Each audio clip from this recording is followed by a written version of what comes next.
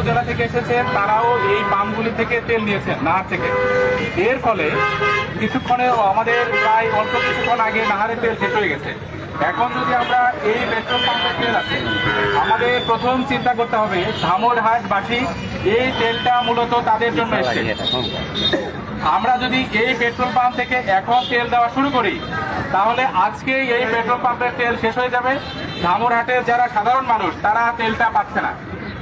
আমার মূল কাজ ধামরহাটবাসী তাদের দেখভাল করা। অন্য উপজেলা অন্য জেলা থেকে যারা এসছেন তাদের দেখভাল ওই উপজেলা ওই জেলার তাদের দায়িত্ব বন্টন করা আছে, তারা করবেন। সমস্ত উপজেলা থেকে যে মানুষজন এসেছেন তাদের সবার তেল ধামরহাট থেকে নেওয়ার সুযোগ নাই, এইটা সম্ভব না। আপনারা জানেন আজকে হাটবার, আপনারা হোন্ডা নিয়ে চেক করে দেখেন, প্রচুর পরিমাণে বাইরের থেকে লোক এসেছেন। আমি এই পেট্রোল পাম্প যদি আজকে দেওয়া হয়, তাহলে কালকে থেকে ধামরহাটের কোনো পেট্রোল পাম্পে তেল থাকবে না।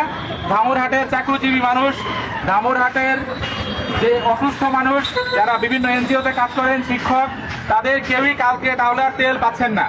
আমাদের এইটা করার কোনো সুযোগ নাই।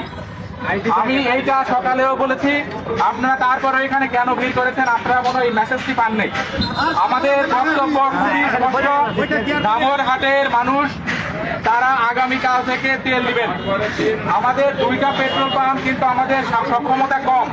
আপনারা জানেন এইখানে কোনো হাইওয়ে নাই, যে কারণে আমাদের পেট্রোল পাম্পগুলির বরাদ্দ সরকার থেকে কম পরিমাণে আসে।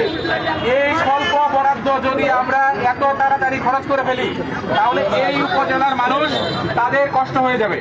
অতএব আপনারা সাবধান হয়ে যান। যদি কোনো প্রকারের কোনো মব সৃষ্টি বা অন্য কোনো কিছু করেন, সেইটা আইনগত যে ব্যবস্থা সেই ব্যবস্থা নেওয়া হবে। কালকে সকাল থেকে যথারীতি তেল দেওয়া হবে। ধন্যবাদ সকলকে।